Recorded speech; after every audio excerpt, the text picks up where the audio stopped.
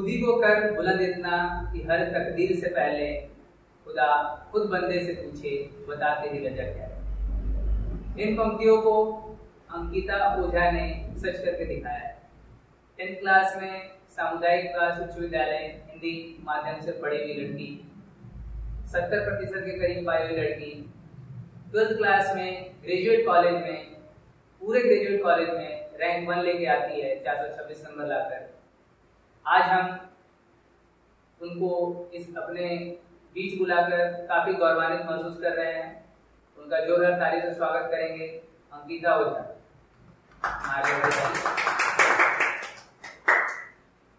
अंकिता,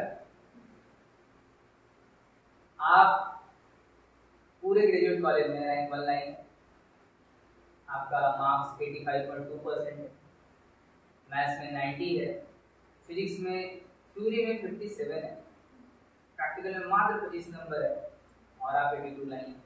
यदि आपको प्रैक्टिकल में 4-5 नंबर और मिलता तो आप 87 तक पहुंच जाए। केमिस्ट्री में आप थ्योरी में 70 में 62 लाई और प्रैक्टिकल में 20 नंबर मिला है, यदि उसमें भी और 5 मिलता तो आप 90 तक जा सकते हैं। इंग्लिश में आप हिंदी मीडियम से होने के बावजूद 93 लाई और कंप्यूटर साइंस में भी आप 53 हैं, थ्योरी में लाई 26 नंबर, प्रैक्टिकल आपका 89 नंबर। ओवरऑल बहुत ही अच्छा है। हमको तो उम्मीद था कि आप 90 लाएंगे, आपको भी उम्मीद होगा, एक है हम लोग इससे भी आगे अच्छा कर सकते। तो मेरा सवाल ये है कि आपका ओवरऑल स्ट्रेटेजी क्या था, आप कैसे पढ़ी, आपका इतना अच्छा नंबर आया? पहले तो मैंने हरियाणा अकेडमी ज्वाइन किया, वहाँ पे क्लासेस 6 बजे से लेकर 9 बजे तक चलता था। 1 घंटा टेस्ट, फिर 7 बजे से पढ़ाई शुरू होता था। पहले सर फिजिक्स पढ़ाते थे, एक दिन फिजिक्स एक दिन केमिस्ट्री, तो इतना बोझ नहीं लगता था।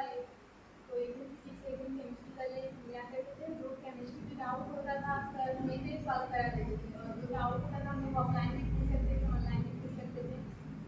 जब भी पूछते थे बता देते थे और रोज़ रिवाइज करते थे, अपना रूटीन बना लिया करते थे। फिजिक्स पढ़ना है तो उस टाइम हम फिजिक्स ही पढ़ते थे, और कभी भी मन करता था फिजिक्स ज़्यादा पढ़ने का, उस दिन हम फिजिक्स पढ़ लिया करते थे। जिस दिन टेस्ट रहता था संडे को, और रेगुलरली हम लोगों का टेस्ट हुआ करता था। वैसे तो सब रेगुलर हम लोगों का टेस्ट हुआ करता था 1 घंटा का, उसको संडे को स्पेसिफिक 3 घंटा का टेस्ट हुआ करता था, क्योंकि उससे बहुत ज़्यादा हम लोगों का आपका प्रोसेस स्पीड हो गया था ताकि एग्जाम में मेहनत ना करना पड़े। इसलिए तो अंकिता, आप बताइए कि आप इतना अच्छा जो रिजल्ट आई है उसके पीछे आपका प्लानिंग कैसा था, आप कैसे पढ़ाई करते थे? कोचिंग का टाइम रहता था 6 बजे से लेकर 9 बजे तक, फिर वहाँ से आके 1 घंटा 2 घंटा रेस्ट करके अपना पढ़ाई चालू किया करते थे। सबसे पहले मैं रूटीन का मैथ पहले करना, उसके बाद फिजिक्स, केमिस्ट्री, इंग्लिश और कंप्यूटर करना। रोज़ हम इंग्लिश और कंप्यूटर ये क्या करते थे, ज़्यादा मैथ क्या करते थे। मैथ मेरा 2 घंटा 3 घंटा क्या करते थे ताकि ज़्यादा मोटिवेट ना हो सके। पहले मैथ क्या करते थे, उसके बाद फिजिक्स केमिस्ट्री क्या करते थे। अंकिता, आप बताइए कि आपका क्या टाइम टेबल था, किस तरीके से आप पढ़ती थी कि आपका इतना अच्छा मार्क्स आया? 11th में इतना अच्छा नहीं था। 12th में मैंने अपना सबसे पहले रूटीन बनाया, रूटीन को फॉलो किया। सबसे पहले तो मैंने फार्मूला, जितना भी फार्मूला है मैथ फिजिक्स केमिस्ट्री सबका फार्मूला मैं शेटे करके सामने लगाया और रेगुलर फार्मूला किया। अपना फार्मूला जितना भी मैंने चैप्टर पहले सब चैप्टर फिजिक्स हुआ केमिस्ट्री हुआ फार्मूला लिख जाते थे ताकि फार्मूला याद रहे, जिससे न्यूमेरिकल्स जल्दी बन जाता है। फार्मूला भी सबसे पहले हम मेहनत किया करते थे ताकि उससे मेरे न्यूमेरिकल्स का फील्ड बहुत स्ट्रॉन्ग हो जाए, और न्यूमेरिकल्स को मेरे को अच्छा लगता था बनाने, इसलिए हम जल्दी बनाने के सबसे पहले एनसीईआरटी के एग्जाम्पल बनाते थे, उसके बाद एक्सरसाइज बनाया करते थे। जो डाउट होता था ट्यूशन में क्लियर हो जाता था। ज़्यादा लेंदी नहीं पूछते थे क्योंकि जय कितना लेंदी पूछते ही नहीं हैं। और साल भर इंटर का पढ़ाई करना, जैसा आप बताएंगी पर डे सारे सब्जेक्ट को ध्यान देती थी, साल भर ये कर पाना थोड़ा मुश्किल होता है, तो आपको मोटिवेशन कहाँ से मिलता है डेली इस तरह का पढ़ाई करने? मोटिवेशन मेरे को पेरेंट्स से मिलता था और सर से भी मिलता था बहुत ज़्यादा मोटिवेशन। फिर मोटिवेशन हर दिन को लेकर बहुत ज़्यादा है, जिसके साथ हम रोज कॉल करते थे न्यूमेरिकल ज़्यादा सॉल्व किया करते थे और क्वेश्चन आंसर से ज़्यादा हम न्यूमेरिकल सॉल्व किया करते थे एनसीईआरटी का, और मैथ में ज़्यादा प्रेफर एनसीईआरटी को पूरा सॉल्व कर लिया करते थे। उसके बाद आरएस में जितना बनता था कर लिया करते थे, बाकी ट्यूशन में मैडम बता दिया करती थी मेरे को जो लेना है। अब आपको ये बताना है कि आप कोचिंग और सेल्फ स्टडी, तो कोचिंग में आपको 2-3 घंटा पढ़ना है, फिर घर में पढ़ना है, दोनों को कैसे बैलेंस करते थे? क्या आप करते थे कि कोचिंग में भी अच्छा हो जाए और सेल्फ स्टडी भी अच्छे से करें? कोचिंग तो 6 से लेकर 9 बजे तक था, वहाँ पे आके फ्रेश होके मैं पढ़ने बैठती थी। तो उसके बाद 12 बजे से लेकर पढ़ने बैठती थी, जितना हो सके अपना मैथ कंप्लीट कर लिया करती थी। उसके बाद रात में फिजिक्स केमिस्ट्री चलता था। सबसे पहले मैथ ही बना लिया करती थी ताकि मैथ का फील्ड बहुत स्ट्रॉन्ग हो। अब हमें जानना चाहेंगे कि आप 10th में 70% लाइन लगभग, इंटर में 85.2 लाइन, जो कि काफ़ी अच्छा है, ग्रेजुएट कॉलेज के टॉपर में।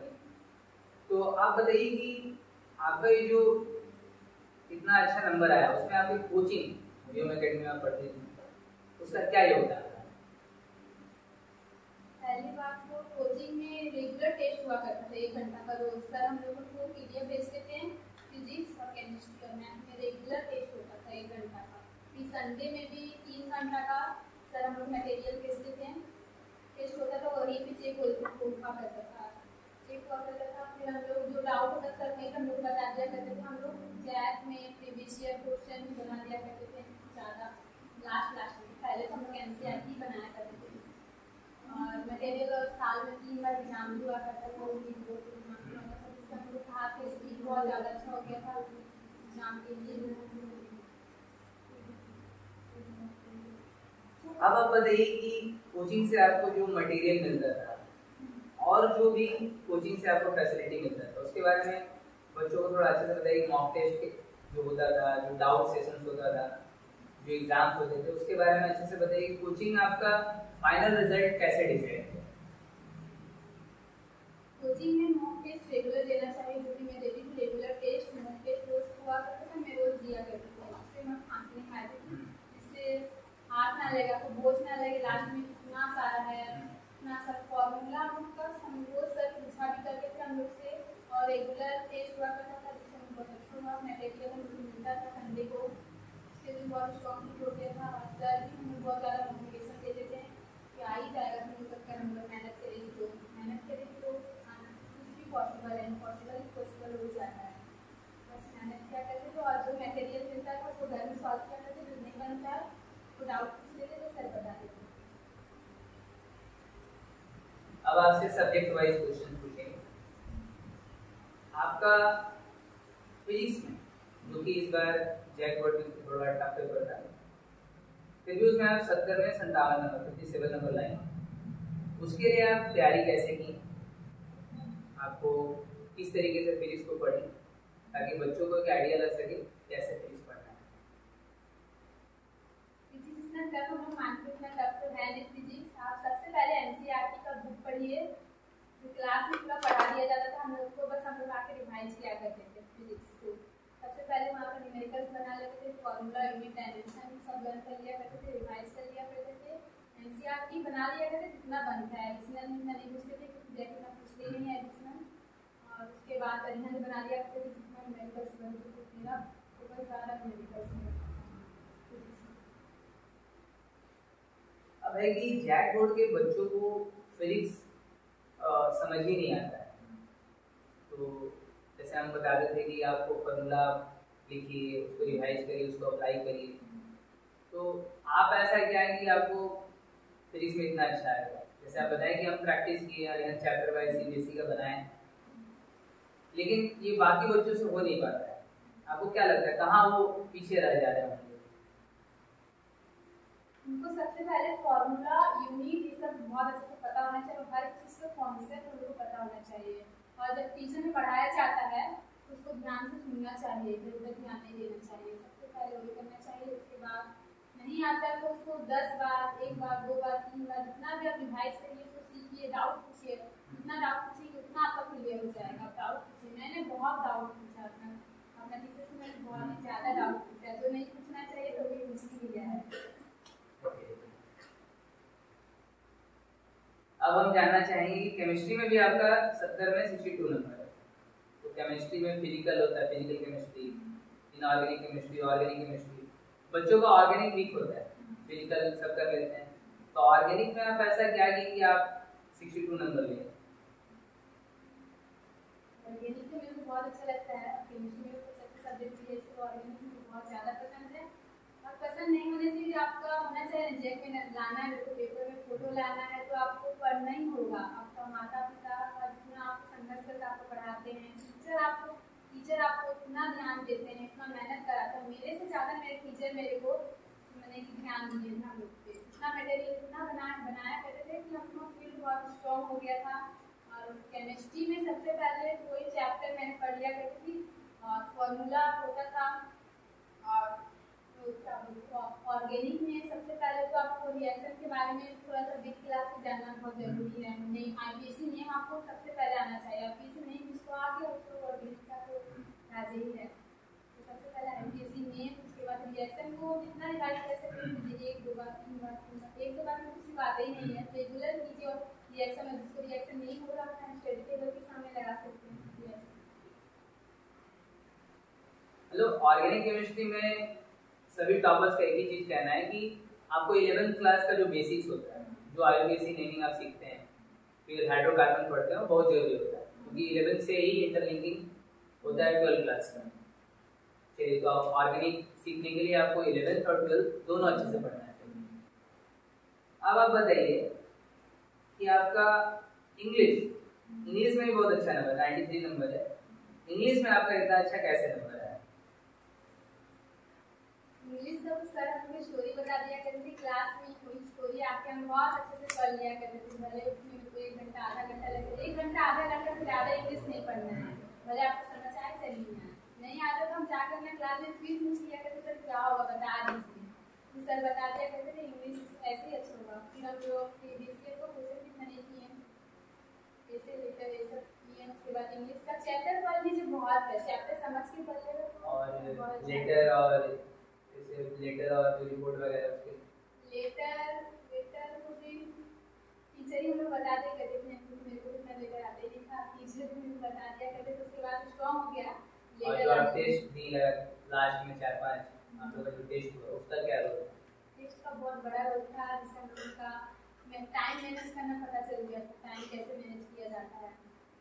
उसके बाद इंग्लिश का पेपर भी इतना टफ नहीं आया था, जितना पूरा मैंने बर्नासी और प्रीवियस ईयर से आ गया था। 2022 की पूरा आ गया था इंग्लिश का, जिससे इतना टफ ही नहीं लगा इंग्लिश। और अच्छा करते तो प्रेजेंटेशन कैसे की?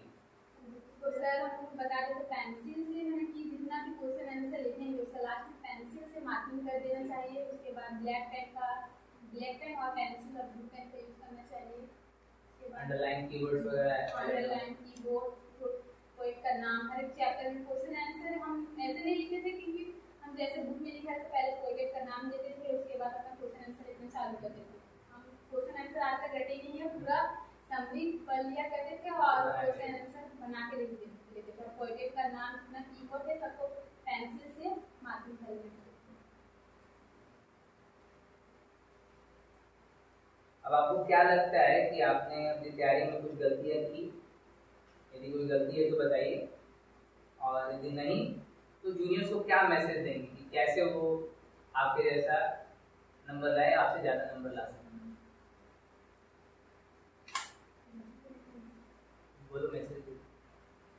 आप अपने आप को मोटिवेशन देखिए, अपना ड्रीम को लेकर। हम लोग 11 से लेकर शुरू हो जाना चाहिए। जो बच्चा 9 से लेकर शुरू करता है उसको तो बहुत ही अच्छा है। जो 11 मेरे को इतना पता नहीं था, तो मैंने 11 से अपना 11 के लास्ट में अपना शुरू किया था। मुझे थोड़ा सा प्रॉब्लम हुआ, तो आप लोग 11 से शुरू कर दीजिए। 11 के फर्स्ट क्लास से ही, चाहे वो कोई स्ट्रीम हो, आर्ट्स हो, कॉमर्स हो, साइंस हो, आप 11 के फर्स्ट क्लास से शुरू कर दीजिए, बहुत अच्छा रहेगा उसको। अंकिता को भविष्य में और सारी सफलताएं मिले इन्हीं पंक्तियों के साथ। इन सब